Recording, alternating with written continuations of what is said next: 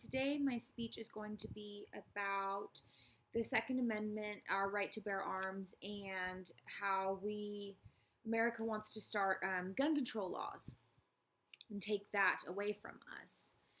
I begin by saying the Second Amendment more broadly protects the right of individuals to possess and bear their own arms. This statement shook the foundation of gun control.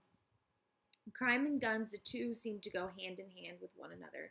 But are the two really associated? Do guns necessarily lead to crime? And if so, do laws placing restrictions on firearm ownership and use really stop the crime to protect our citizens? But what about our right to bear arms? These are the questions many citizens and lawmakers are asking themselves when setting about to create gun control laws. As citizens, we must ask ourselves, do we really want gun control laws, which are created to protect us, to take away our basic rights as citizens? Clearly, this debate still goes on today and is the very reason for the formation of gun control laws. With gun control being such an important issue in this day of age, we narrow it down to two specific approaches: social and criminality. The citizens, of course, are the very core of the issue, the social side of the debate. The social approach deals with society and its citizens either working to help promote or to help prevent gun control laws.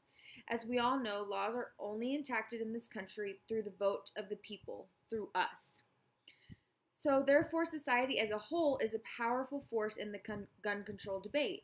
In this article, Gun Control and the Regulation of Fundamental Rights that I read by author Lance Stell states that the major controversy with gun control is to whether owning or the purchase of a gun of a significant social cause of America's homicide and suicide rate.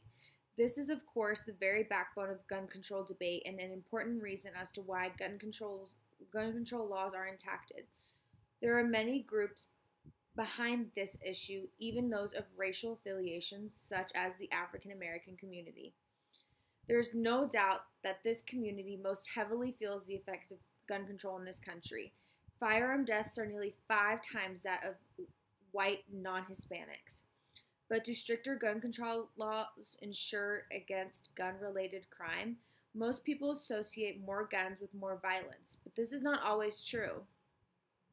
For example, in Switzerland, they have more per capita firepower than any country in the entire world.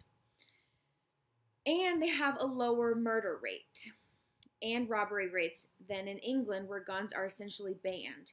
Here in the U.S., John Loft, author of More Guns, Less Crime, explains that states experience the greatest reduction in crime are also the ones with the fastest growing percentages of gun ownership. So do less guns actually mean less crime?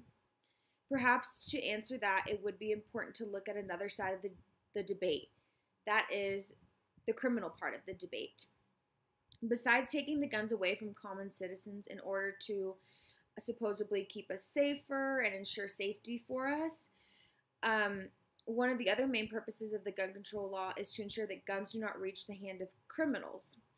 However, where there is a will, there is a way, and criminals often see no barriers when acquiring a gun despite the numerous laws preventing their ownership.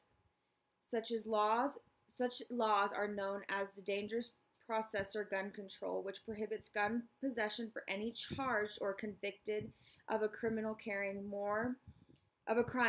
more than 1 year sentence. Apparently, these laws aren't doing much good because criminals are getting guns. Anyone can pretty much get a gun. The typical murder usually has a prior criminal history. Murderer has a typical prior criminal history of at least 6 years with at least 4 felonies before he commits the murder. Phyllis Schlafly, president of the Eagle Forum, a pro-family organization, states that the gun control advocates often propagate the myth and most of the perpetrators of violence are ordinary citizens rather than criminals by trade.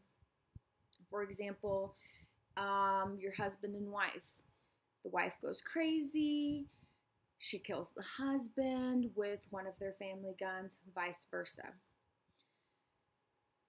Something else we see a lot is just it's not really criminals. It can be criminals, it can be family members, it can be friends. It's a really more of a personal kind of relationship that you see a lot of murders and having to do with guns. So, do gun control laws help or hurt the citizens that they are trying to protect? Does enacting these laws take away our fundamental rights as citizens? It may be said that if criminals know their victims are unarmed, they are less likely to be afraid of committing a criminal act against them. So I think that everyone should really think about these laws and if we should have the right to bear arms or not. Thank you.